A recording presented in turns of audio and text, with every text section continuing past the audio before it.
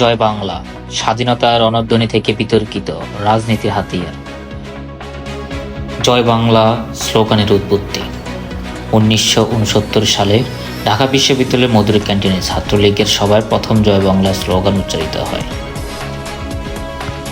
এবং 1971 সালের মুক্তিযুদ্ধের সময় এটি মুক্তিকামী মানুষের প্রধান রণধ্বনিতে রূপ নেয়।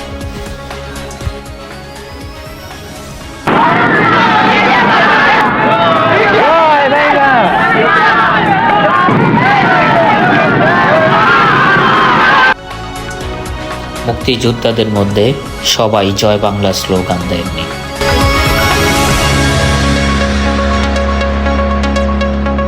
এই ভিডিওটি শুনলে বুঝতে পারবেন।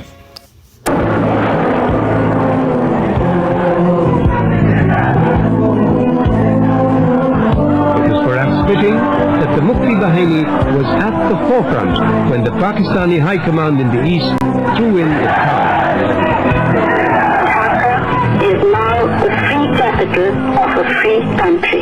The instrument of surrender was signed in Dhaka at 16:31 hours Indian Standard Time by Lieutenant General A. Nazi on behalf of the Pakistan Eastern Command.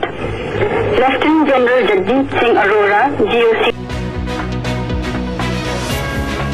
এবং কি 1971 সালের মুক্তিযুদ্ধের শেষে শেখ মুজিবুর রহমান একটি বক্তব্য দিয়েছিলেন।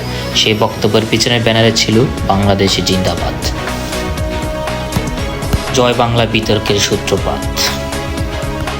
স্বাধীনতার পর জয় বাংলা স্লোগান বিভিন্ন রাজনৈতিক ও অপকর্মের হাতিয়ার হিসেবে ব্যবহৃত হয়। 1973 সালে ছাত্রলীগের একটি অংশ ডাকসুর ব্যালট বাক্স হাইজ্যাক করতে গিয়ে এই স্লোগান ব্যবহার করে।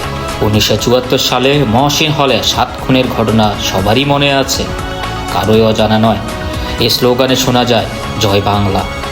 জয় বাংলা বলে 7 জনকে হত্যা করা হয় ঢাকা বিশ্ববিদ্যালয়ের মহসিন হল।